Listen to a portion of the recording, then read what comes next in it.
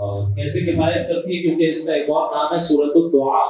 یہ دعا ہے، اور جب دعا اللہ سے مانگ لی جائے اور اصل چیز جو مانگنے کی ہے جو اس سورت میں سکھا دی گئی وہ آدمی کو حاصل ہو جائے تو بس اس کی دنیا اور آخرت کی ساری ضروریات پوری ہوں. اسی طرح اس سورت کا ایک نام سورۃ الشافیہ بھی، شفا دینے والی. اور اس کے بارے میں تو باقاعدہ بخاری شریف کی ایک بہت مشہور روایت ہے، اور اجرت علی الطاعہ والے مسئلے پر بھی وہ روایت عام طور پر کوٹ ہوتی ہے. ایک مرتبہ صحابہ اکرام کا ایک وقت کہیں جا رہا تھا، تو رستے میں ان کا زاد راہ وغیرہ کچھ ختم ہونے لگا. تو قریبی ایک قبیلہ تھا، تو جا کر وہاں ایک نمائندے کو بھیجا کہ جاؤ، اگر وہ ہماری مہمان نوازی کریں تو ہمارے لیے تھوڑی سی سہولت ہو جائے گی. اور یہ عرب کا بھی دستور تھا، اور اسلام نے بھی حکم دیا کہ بھائی مہمان نوازی 3 دن تک مہمانوں کی مہمان نوازی وہ ضروری ہے. بہرحال اس قبیلے والوں نے ٹھکرا دی، نہیں ہمارے پاس نہیں کچھ کرنے دینے. یہ لوگ واپس آ گئے. چلنے لگے تھے کہ وہاں سے ایک آدمی دوڑتا ہوا آیا اور کہا کہ ہمارے سردار کو ایک سانپ نے ڈس لیا ہے اور اس کی حالت بہت خراب ہے، ہم نے جو دوا دارو کی ہے کوئی فرق نہیں پڑ رہا، کوئی علاج نہیں ہو رہا. تو کہیں تمہارے پاس کوئی علاج ہے تو بتاؤ. تو جو ان کے امیر تھے انہوں نے کہا کہ بھائی ٹھیک ہے ہم کوشش کر لیتے ہیں، لیکن اس کا معاوضہ لیں گے. تم نے ہماری ویسی مہمان نوازی کی تھی، ہماری ضرورت بھی ہے، اور ہم تمہاری ضرورت بن گئے تو ہم معاوضہ لیں گے اس کا. انہوں نے کہا جو معاوضہ مانگیں گے دیں گے. معاوضہ طے ہو گیا. چلے تو انہوں نے سورہ فاتحہ پڑھ کر دم کی اس سردار پر، اس قبیلے کے سردار پر، اور اس کا وہ مرض دور ہو گیا. تو پھر وہ معاوضہ لے کر جو بھیڑ بکریاں انہیں دی گئی وہ لے کر نبی صلی اللہ علیہ وسلم کی خدمت میں آئے، اور آپس میں تقسیم کرنے سے پہلے نبی صلی اللہ علیہ وسلم سے مسئلہ پوچھا کہ جو ہم نے کیا یہ صحیح کیا یا نہیں کیا، اس کا معاوضہ لیا جا سکتا ہے یا نہیں لیا جا سکتا. آپ صلی اللہ علیہ وسلم نے فرمایا کہ لاؤ میرا حصہ بھی دو، یعنی تاکہ انہیں پوری طرح اطمینان ہو جائے کہ کوئی غلط کام نہیں کیا، لاؤ میرا حصہ بھی دو. تو سورۃ الفاتحہ کا علاج کے لیے استعمال ہونا یہ اس واقعے سے بھی ثابت ہوتا ہے. پھر خود ام المومنین سیدہ عائشہ صدیقہ رضی اللہ تعالیٰ عنہ فرماتی ہیں کہ نبی صلی اللہ علیہ وسلم اکثر و بیشتر جب کوئی بیمار ہوتا تو یا تو سورہ فاتحہ پڑھ کر اس پر دم کیا کرتے تھے، 7 مرتبہ پڑھ کر دم کرنے کا بھی ذکر ملتا ہے، اور کبھی پانی پر دم کر کے وہ پانی مریض کو پلایا کرتے تھے. اس سے علاج جو جسمانی بیماریاں ہیں اس کا بھی علاج ہو جاتا ہے. تو اس اعتبار سے شفا یا شافیہ بھی اس کو کہا گیا. کنز بھی اس کو کہا گیا. کنز کہتے ہیں خزانے کو. تو یہ بہت بڑا خزانہ ہے اللہ سبحانہ و تعالیٰ کی معرفت کا، اللہ تعالیٰ کی پہچان کا، جو کہ اس سورت کا موضوع کیا ہے؟ اللہ تعالیٰ کی صفات کا بیان ہے، اور پھر ایک دعا ہے جو اللہ تعالیٰ نے سکھائی. تو صفات اللہ تعالیٰ کی معرفت کا بہت بڑا خزانہ اس سورت میں جمع کر دیا گیا ہے. تو سورۃ الکنز بھی اس کو کہا جاتا ہے، اور بہت سارے نام بھی ہیں. اسی طرح بخاری شریف کی ایک روایت میں اللہ کے نبی صلی اللہ علیہ وسلم خود فرماتے ہیں کہ قرآن مجید کی عظیم ترین سورت ہے. مسلم شریف کی روایت میں آتا ہے کہ ایک مرتبہ نبی صلی اللہ تعالیٰ علیہ وسلم تشریف فرما تھے، صحابہ اکرام بیٹھے ہوئے تھے، اور سیدنا جبرائیل بھی موجود تھے علیہ السلام. تو اچانک ایک ایسی آواز آئی کہ جیسے کوئی بڑا سا دروازہ دھماکے سے کھلا ہو. تو سیدنا جبرائیل علیہ السلام آسمان کی طرف دیکھ کر نبی صلی اللہ علیہ وسلم کو فرماتے ہیں کہ آج جو دروازہ کھلا ہے اس سے پہلے یہ دروازہ کبھی نہیں کھلا. پھر ایک فرشتہ نمودار ہوتا ہے، اور حضرت جبرائیل فرماتے ہیں کہ اللہ کے نبی یہ فرشتہ اس سے پہلے کسی انسان کے پاس، کسی پیغمبر کے پاس نہیں آیا، یہ پہلی مرتبہ آپ کی خدمت میں حاضر ہو رہا ہے. اور پھر اس فرشتے نے آ کر کہا کہ نبی صلی اللہ علیہ وسلم کو سلام عرض کیا، اور کہا کہ آپ کے لیے میں اللہ تعالیٰ کی طرف سے 2 ایسے نور کی بشارت لے کر آیا ہوں کہ جو آپ سے پہلے کسی کو نہیں دیے گئے. فاتحۃ الکتاب و خواتیم سورۃ البقرہ، سورۃ الفاتحہ اور سورہ بقرہ کی آخری 2 آیات. کہا کہ یہ ایسے نور ہیں کہ جب بھی آپ ان کو پڑھیں گے اللہ تعالیٰ کی طرف سے خاص نور، خاص ہدایت کا نور، خاص اللہ کی رحمت کا نور وہ آپ کو عطا کیا جائے گا. یہ بھی اس کی فضیلت میں بیان ہوئی. آیات کی طرف بڑھنے سے پہلے 1-2 روایات اور دیکھ لیتے ہیں جس سے ایک مسئلہ، فقہی مسئلہ بھی ساتھ جڑا ہوا ہے. اور اس کو بیان کرنے کا مقصد یہ ہے کہ مسائل فقہیہ میں ائمہ مجتہدین کا، اور یہاں تک کہ ان سے بھی پہلے صحابہ اکرام کا آپس میں اختلاف کیوں ہوتا تھا، اس اختلاف کی نوعیت کیسی ہوتی ہے، اور اس اختلاف کی گنجائش کیوں ہوتی ہے، یہ مبحث اس سارے مسئلے سے سمجھ میں آئے گا انشاءاللہ. اس لیے اس کو نسبتاً تفصیل سے ہم دیکھیں گے. اسی سورہ فاتحہ کی شان اور فضیلت میں بخاری شریف میں مشہور حدیث مبارکہ کہ اللہ کے نبی صلی اللہ تعالیٰ علیہ وسلم ارشاد فرماتے ہیں لا صلاۃ لمن لم یقرأ بفاتحۃ الکتاب، اس شخص کی کوئی نماز ہی نہیں کہ جو سورہ فاتحہ کی تلاوت نہ کرے۔ گویا نماز کا لازمی جز قرار دیا گیا سورۃ الفاتحہ کو۔ ایک تو اس میں فضیلت کا پہلو ہے کہ نماز جیسی عظیم ترین عبادت سورہ فاتحہ کے بغیر مکمل نہیں ہوتی، اور یہ جو نماز کا مقصد ہے جو سورہ طٰہٰ آیت نمبر 14 میں ذکر ہوا کہ اقیم الصلاۃ لذکری، نماز قائم کرو میری یاد کے لیے، تو وہ جو اللہ کی یاد ہے یہ سورہ فاتحہ اس کا سب سے بڑا ذریعہ ہے، کیونکہ ہر نماز کی ہر رکعت میں ریپیٹ کروایا جا رہا ہے۔ تو اس اعتبار سے یہ تو اس کی فضیلت والا پہلو ہو گیا۔ البتہ یہاں ایک مسئلہ یہ پیدا ہو گیا جو جس کو ہمارے یہاں فقہ کے ڈومین میں فاتحہ خلف الامام کا مسئلہ قرار دیا ہے کہ بھائی باجماعت نماز میں امام کے پیچھے جب مقتدی نماز پڑھ رہے ہوں تو بظاہر تو اس حدیث سے یہ سمجھ میں آتا ہے کہ سورہ فاتحہ پڑھنی چاہیے، امام تو پڑھتا ہی پڑھتا ہے، مقتدی کو بھی پڑھنی چاہیے کیونکہ اس کے بغیر تو نماز ہی نہیں ہوتی، تو ہر مقتدی سورہ فاتحہ پڑھے۔ تو امام شافعی علیہ الرحمہ نے یہی استدلال کیا، امام شافعی علیہ الرحمہ نے یہی استدلال کیا اس روایت سے کہ بھائی یہ چونکہ نماز کا لازمی جز ہے، اور یہ بھی ذہن میں رکھیے کہ وہ آیت بسم اللہ کو بھی سورہ فاتحہ کا حصہ سمجھتے ہیں، جیسا بھی شروع میں ذکر آیا، اس لیے بسم اللہ کے ساتھ سورہ فاتحہ کی تلاوت جس طرح امام کرتا ہے ویسے ہی مقتدیوں کے لیے بھی ضروری ہے۔ یہ جو بسم اللہ سورہ فاتحہ کا جز ہے یا نہیں ہے، تو اتنی بات تو طے ہے کہ سورہ فاتحہ 7 آیات پر مشتمل ہے، یہ تو خود قرآن نے بتا دیا۔ تو اب اگر آیت بسم اللہ کو شامل کریں گے، سورہ فاتحہ کا حصہ مانیں گے، تو صراط الذین انعمت علیہم غیر المغضوب علیہم ولا الضالین یہ ایک آیت شمار ہوگی شفاعتیں کے نزدیک۔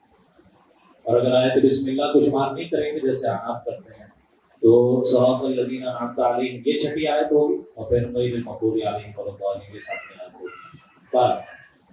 تو اس آیت سے بظاہر یہ سمجھ میں آتا ہے، لیکن جس طرح یہ صحیح درجے کی حدیث ہے بخاری شریف میں، ظاہر اس کی صحت پر کوئی کلام نہیں ہو سکتا، اسی طرح ترمذی شریف میں ایک اور صحیح درجے کی روایت بیان ہوئی، اور اللہ کے نبی صلی اللہ تعالیٰ علیہ وسلم نے یہ بات ارشاد فرمائی، مختلف الفاظ سے یہ روایت منقول ہے، مختلف راویوں سے۔ ایک روایت اس طرح سے ہے کہ من کان لہ امام فقراءۃ الامام لہ القراءۃ، جس کا نماز میں کوئی امام ہو تو امام کی قرات ہی مقتدی کی قرات ہے۔ اس حدیث سے سمجھ میں آ رہا ہے کہ بھائی امام کو پڑھنا چاہیے، مقتدی کو نہیں پڑھنا چاہیے۔ صحیح۔ اب ایک اختلاف ہو گیا، ایک رائے یہ بنی کہ سورۃ الفاتحہ نماز کا لازمی جز پڑھنی ہے، اور یہ مسئلہ اس لیے اہم ہو جاتا ہے کہ نماز میں جو قرات ہے یہ واجب ہے، تو مسئلہ واجب میں اختلاف ہونے کا ہے کہ سورہ فاتحہ جو ہے وہ مقتدی کو پڑھنی ہے یا نہیں پڑھنی۔ اگر ایک رائے کے موافق اس نے پڑھنی ہے اور وہ نہ پڑھے تو وہ واجب کو چھوڑ رہا ہے، تو اس سے وہ نماز کی صحت میں ہی فرق پڑ رہا ہے، اس لیے یہ مسئلہ اہم ہو جاتا ہے۔ تو ایک تو اس بات سے واضح یہ ہوا کہ یہ جو اختلاف ہے، اس اختلاف کی گنجائش اس لیے ہے کہ دونوں طرح کی حدیثیں موجود ہیں۔ یہ جو بعض لوگوں کا خیال ہوتا ہے کہ بھائی اختلاف صرف وہاں پیدا ہوتا ہے کہ جہاں ضد کی وجہ سے آدمی نہ مان رہا ہے، ایسا نہیں۔ بہت سے مقامات ایسے ہیں کہ جہاں واقعتاً جینوئنلی اختلاف پیدا ہو جاتا ہے، جینوئن اختلاف ہوتا ہے، جس کی ایک مثال وہ غزوہ احزاب کے موقع پر مشہور ہے نماز عصر والا مسئلہ، رمضان مبارک کے بیان میں بھی 2-3 دفعہ اس کا ہمارا آیا تھا کہ بنی قریظہ کے خلاف جب آپ صلی اللہ علیہ وسلم کو لشکر کشی کا حکم ہوا، آپ نے صحابہ سے کہا جاؤ سورہ نماز عصر بنی قریظہ کے قلعوں کے پاس جا کر پڑھنا۔ جب صحابہ اکرام چلنے لگے رستے میں نماز کا وقت ختم ہونے لگا، 2 رائے بن گئی۔ ایک نے کہا کہ آپ نے کہا نہیں پڑھنی ہے تو ہم تو وہیں پڑھیں گے چاہے مغرب کا وقت بھی شروع ہو جائے۔ دوسرے نے کہا کہ آپ کا یہ مطلب نہیں تھا، آپ کا مطلب یہ تھا جلدی کرو، اس کا مطلب تھوڑی تھا کہ آپ نماز ہی قضا کرتے ہیں، نماز کو پورا کرنا تو قرآن کا حکم ہے، وقت پر نماز پڑھیں۔ تو اختلاف ہو گیا، دونوں نے اپنے اپنے طریقے پر عمل کیا. نبی صلی اللہ علیہ وسلم کے سامنے جب معاملہ پیش کیا گیا آپ نے کسی کو بھی غلط نہیں کہا. کیوں؟ کیونکہ آپ کے الفاظ میں دونوں طرح کے معنی کی گنجائش تھی. آپ نے غلط کسی کو بھی نہیں کہا. ہاں اللہ تعالیٰ کے ہاں صحیح بات ایک ہی ہوگی، لیکن چونکہ ہمیں معلوم نہیں ہو سکتی اس لیے جہاں کہیں علمی اختلاف ہوگا، جہاں کہیں اجتہاد کیا جائے گا، وہاں ایک سے زیادہ رائے کا پیدا ہونا یہ بالکل فطری. بالکل صحابہ اکرام میں بھی ہوتا تھا یہ اختلاف، اور بعد میں مجتہدین میں بھی ہوا، آج تک وہ سلسلہ چلتا چلا آ رہا ہے. لیکن غلط کہاں ہو جاتا ہے؟ غلط کہاں یہاں ہو جاتا ہے جہاں یہ کہا جائے کہ دوسرے والا بالکل غلط ہے، اس کے سارے دلائل غلط ہیں، اور 100% حق ہمارے پاس ہے اور اس کے سارے دلائل ہمارے سے. جب یہ بات پیدا ہو جاتی ہے تو تعصب پیدا ہوتا ہے. جب اختلاف میں تعصب شامل ہو جائے تو تفرقہ پیدا ہو جاتا ہے، اور تفرقہ وہ شے ہے کہ جو کہ مذموم ہے، جس کی مذمت کی گئی. تو اس اعتبار سے اختلاف کا پیدا ہونا کوئی مسئلہ نہیں. اختلاف کا حل کیسے کیا جائے؟ ٹھیک ہے، تو ایک طریقہ وہ ہے جو امام شافعی علیہ رحمہ اور حضرات شوافع نے اختیار کیا. اب یہاں پر اصول اور پرنسپلز کا اختلاف ہو جاتا ہے کہ اس طرح کے مسائل میں ہم ترجیح کیسے دیں. دونوں طرح کی حدیثیں ہیں. ایک حدیث کہہ رہی ہے کہ سورہ فاتحہ کے بغیر نماز ہی نہیں ہوگی، دوسری حدیث کہہ رہی ہے کہ جو نماز باجماعت پڑھ رہا ہو تو امام کی قرات، مقتدی کی قرات، امام سورہ فاتحہ پڑھ لے کافی. تو اب ان دونوں میں سے کس کو ترجیح دی جائے؟ تو فقہاء کرام کے ہاں اصول ترجیح طے ہوتے ہیں کہ کس بنیاد پر ہم ترجیح قائم کریں. تو سب سے پہلا کام جو فقہاء کرتے ہیں وہ یہ کرتے ہیں کہ بھئی تطبیق پیدا کرنے کی کوشش کی جائے. تطبیق کا مطلب کیا ہوتا ہے؟ کہ دونوں طرح کی روایات پر عمل کرنا ممکن ہو جائے.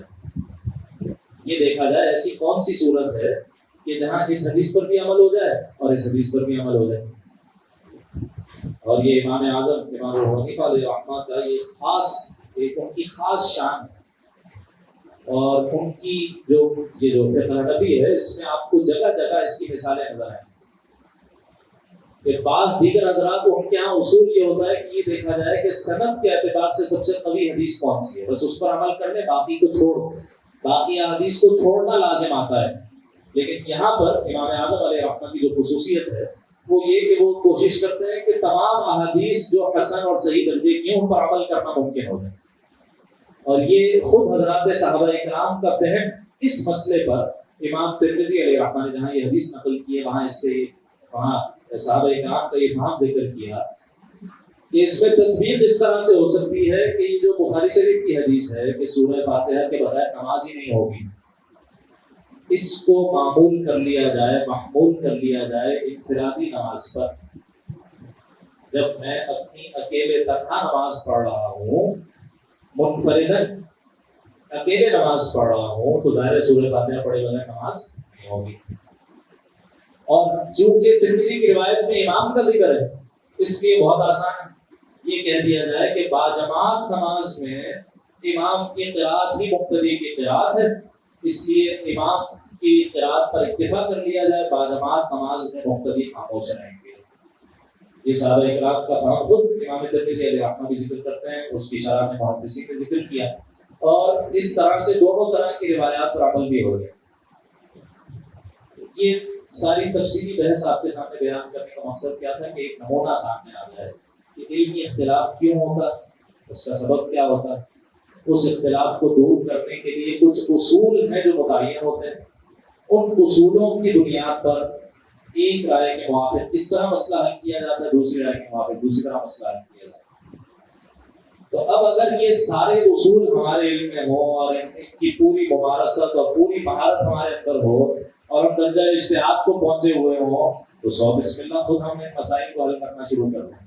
لیکن اگر کوئی شخص یہ دعویٰ نہیں کرتا تو پھر اسے لامحالہ کیا کرنا پڑے گا؟ کسی نہ کسی کی رائے پر عمل کرنا پڑے گا، کسی نہ کسی فقیہ کی رائے پر عمل کرنا پڑے گا، عالم سے مسئلہ پوچھ کر اس پر عمل کرنا پڑے گا. تو یہ میں نے صرف ایک نمونہ کیا. باقی اس میں دلائل، چونکہ یہ مسئلہ اہم ہے، جیسے میں نے عرض کیا کہ نماز میں قرات کا مسئلہ ہے جو واجب کا مسئلہ ہے، اس لیے اس میں دلائل بہت ہے، دونوں طرف بہت سے دلائل. میں نے تو صرف ایک بات آپ کے سامنے پیش کی، باقی قرآن مجید کی ایک آیت سے بھی استدلال کیا جاتا ہے، دیگر نبی صلی اللہ تعالیٰ علیہ وسلم کے اپنے تعامل اور آپ کے اپنے عمل سے بھی استدلال کیا جاتا ہے. بہت ساری احادیث اس موضوع پر ہیں. اس تفصیل میں ہم نہیں جا رہے. یہ صرف ایک نمونہ آپ کے سامنے پیش کرنا مقصود تھا جس میں سورۃ الفاتحہ کی ایک فضیلت بھی بیان ہو گئی اور ایک اختلافی مسئلے کی طرف اشارہ بھی ہو گیا. آخری بات اس کی فضیلت پر اور پھر ہم اس کے کچھ مضامین دیکھ لیں گے. آج کی نشست کو اسی پر انشاءاللہ مکمل کر لیں گے اور باقاعدہ آیات کا مطالعہ تدبیر سے اس کا آغاز کریں گے. سورۃ الفاتحہ کے بارے میں مسلم شریف کی بہت خوبصورت روایت ہے جو سیدنا ابو ہریرہ رضی اللہ تعالیٰ عنہ سے مروی. فرماتے ہیں کہ اللہ کے نبی صلی اللہ تعالیٰ علیہ وسلم ارشاد فرماتے ہیں قال اللہ تعالیٰ، اللہ تعالیٰ ارشاد فرماتے ہیں. حدیث قدسی ہے. حدیث قدسی کہتے ہیں کہ جب نبی صلی اللہ تعالیٰ علیہ وسلم حدیث کے طور پر اللہ تعالیٰ کو کوئی کلام بیان فرمایا. ایک تو ہے اللہ کا کلام جو قرآن مجید میں موجود ہے، لیکن جب نبی صلی اللہ علیہ وسلم قرآن کے علاوہ اللہ سبحانہ و تعالیٰ کا کلام بیان فرما رہے ہوں، اللہ تعالیٰ کی طرف نسبت کر کے کوئی بات فرمائیں تو اس کو حدیث قدسی کہا جاتا ہے. تو یہ حدیث قدسی ہے مسلم شریف کی. اللہ تعالیٰ ارشاد فرماتے ہیں قسمت الصلاۃ بینی و بین عبدی نصفین، میں نے نماز کو اپنے اور اپنے بندے کے درمیان آدھا آدھا تقسیم کر دیا. فنصفها لی، بس یہ آدھی میرے لیے ہے، ونصفها لعبدی، آدھی میرے بندے کے لیے ہے، ولعبدی ما سأل، اور میرا بندہ مجھ سے جو مانگے گا میں اس کو عطا کروں گا، میں اسے عطا کروں گا. اچھا، لفظ کیا استعمال ہوا؟ قسمت الصلاۃ، الصلاۃ، نماز کو میں نے تقسیم کر دیا آدھا آدھا. آگے پوری روایت میں صرف سورہ فاتحہ کا ذکر ہے. تو گویا یہ ایک اور فضیلت ہو گئی سورۃ الفاتحہ کی کہ الصلاۃ کا لفظ سورہ فاتحہ کے لیے استعمال ہوا ہے اس حدیث میں، کہ گویا اصل نماز ہی سورۃ الفاتحہ، اصل چیز جو مقصد ہے نماز کا اللہ تعالیٰ کی یاد. جیسے ابھی ہم تھوڑی دیر پہلے بات کر رہے تھے کہ اللہ تعالیٰ کی یاد پیدا ہو، اللہ سبحانہ و تعالیٰ کی طرف توجہ مبذول ہو، اور اللہ سبحانہ و تعالیٰ سے کچھ گفتگو ہو، کچھ کلام ہو، کچھ بات چیت ہو. اس کلام کا اور اس بات چیت کا اظہار سورۃ الفاتحہ میں ہوتا ہے. جیسے اس حدیث مبارکہ میں آتا ہے اللہ کے نبی صلی اللہ علیہ وسلم فرماتے ہیں اذا قال العبد، جب بندہ کہتا ہے الحمدللہ رب العالمین، تمام تعریف اللہ تعالیٰ کے لیے جو تمام جہانوں کا پالنے والا ہے، تو اللہ تعالیٰ کی طرف سے جواب آتا ہے حمدنی عبدی، میرے بندے نے میری حمد و ثنا بیان، میری حمد بیان کی. حمد کی لفظ پر ہم تفصیلی بات کریں گے انشاءاللہ. وَإِذَا قَالَ الْعَبْدُ، جب بندہ کہتا ہے الرحمن الرحیم، وہ ذات جو سب پر مہربان ہے اور بہت زیادہ مہربان ہے، تو اللہ تعالیٰ کی طرف سے جواب آتا ہے اثنى علی عبدی، میرے بندے نے میری ثنا اور تعریف بیان. اور جب بندہ کہتا ہے مالک یوم الدین، وہ بدلے کے دن کا مالک ہے، تو اللہ تعالیٰ کی طرف سے جواب آتا ہے مجدنی عبدی، میرے بندے نے میری بزرگی بیان کی، میری بڑائی بیان کی، میری عظمت بیان کی. اور ایک دوسری روایت میں الفاظ ہیں کہ فوض الی عبدی، میرے بندے نے اپنا معاملہ میرے حوالے کر دیا، اپنا معاملہ میرے سپرد کر دیا.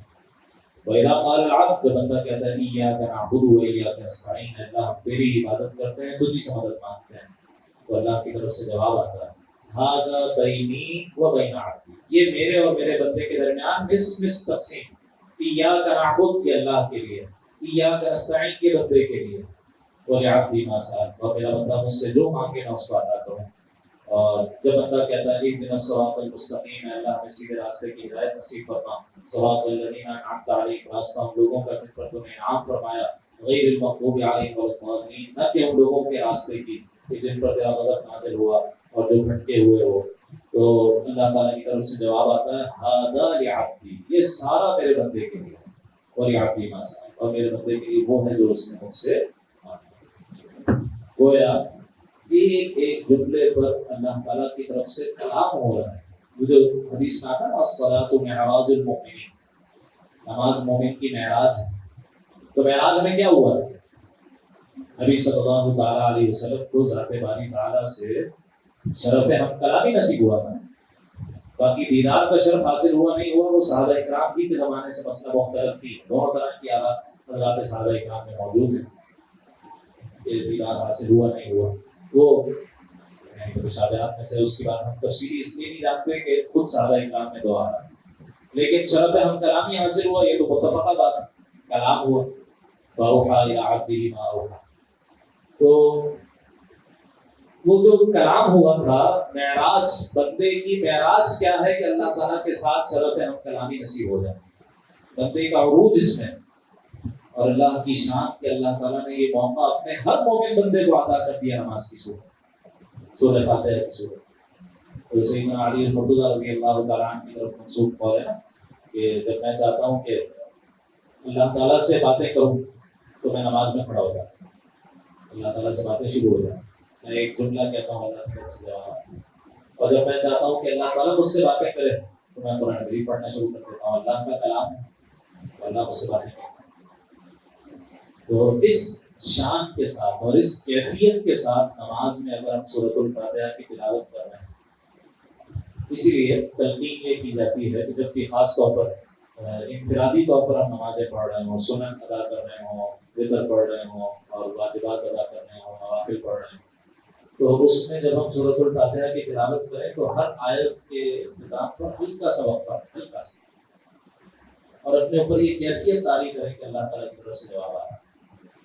وہ جو نماز میں خشوع کی کیفیت مطلوب ہے کہ آدمی صرف جسم نہ جھکائے، دل سے بھی جھکے اللہ کے سامنے، وہ کیفیت حاصل ہوتی ہے جب اس طریقے سے آدمی قرآن مجید کی تلاوت کرے نماز میں، خاص طور پر سورۃ الفاتحہ کی، کہ گویا اللہ سبحانہ و تعالیٰ کی طرف سے جواب آنا ہے۔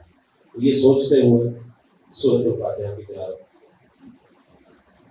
باقی آخری بات آج کے مطالعے کے لیے، مضمون کیا ہے سورہ مبارکہ؟ جیسے کہ نام سے بھی ظاہر ہے، الدعاء، یعنی اللہ سبحانہ و تعالیٰ کا اپنے بندوں پر لطف اور کرم اور عنایت اور فضل اور رحمت اور شفقت، اس کی کوئی انتہا نہیں ہے۔ یہ دعا کیسے مانگنی ہے وہ بھی اللہ نے سکھا دیا، دعا تو میری اور آپ کی ضرورت ہے، وہ بھی اللہ نے سکھایا۔ جیسے ہمارے جب سیدنا آدم علیہ السلام کو بھی اللہ ہی نے تلقین کیے تھا وہ کلمات، سورہ بقرہ میں آتا ہے جب ان کو اپنی اجتہادی غلطی کا احساس ہوا، وہ درخت کا پھل چکھ لیا اور اللہ کی طرف سے تنبیہ ہوئی، تو ندامت اور توبہ کی کیفیت اور جذبات اس کے زیر اثر اتنے مغلوب ہو گئے سیدنا آدم علیہ السلام کہ الفاظ نہیں آ رہے تھے کہ الفاظ سے توبہ ہے۔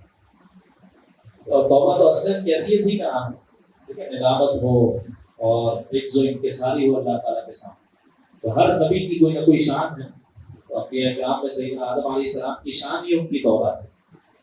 تو انسانیت کا گویا حاصل یہی ہے کہ انسان خطا کا پتلا ہے، جیسے حدیث میں آتا ہے کل بنی آدم خطاء، انسان کا بنی آدم کا ہر فرد، ہر انسان گناہ گار ہے، وخیر الخطائین التوابون، ایک خطا کاروں میں سب سے بہترین ہے جو توبہ کرے۔ تو جیسے وہاں الفاظ اللہ تعالیٰ نے سکھائے، فتلقى آدم من ربه کلمات، سورہ بقرہ میں انشاءاللہ پڑھ لیں گے، آدم علیہ السلام نے اپنے رب سے کچھ کلمات سیکھ لیے اور ان کے ذریعے سے توبہ کی، فتح علی تو اللہ نے ان کی توبہ قبول فرمائی۔ اسی طریقے سے اللہ تعالیٰ نے یہ کمال لطف و کرم فرمایا انسانیت کے اوپر کہ اللہ سے مانگنا کیسے ہے، مانگنا خاص ہماری ضرورت ہے، خاص ہماری احتیاج ہے، لیکن اس کا طریقہ بھی اللہ نے سکھا دیا کہ کیسے مانگو۔ سب سے پہلے اللہ تعالیٰ کی تعریف بیان کرو، اس کی حمد و ثنا بیان کرو، اس کی صفات کا تذکرہ کرو، پھر اپنی عاجزی، اپنی انکساری، اپنی کوتاہی، اپنی عبدیت، اپنا اللہ کے سامنے جھکا ہوا ہونا، اپنی احتیاج، اس کا تذکرہ کرو، اور پھر اس کے بعد اللہ سے مانگو جو مانگنا ہے۔ اور یہ بھی بتا دیا کہ مانگنے کی اصل چیز کیا ہے، وہ صراط مستقیم ہے، انشاءاللہ اگلی دفعہ اس پر تفصیلی بات کریں گے کہ مانگنے کی اصل چیز ہی کیا ہے، وہ سیدھے راستے کی ہدایت ہے۔ یہ انسان کی سب سے بڑی احتیاج ہے، سب سے بڑی ضرورت ہے جو اللہ تعالیٰ نے اس انسان کو سکھائی۔ آج کی گفتگو کو انشاءاللہ ہم یہیں پر ختم کرتے ہیں۔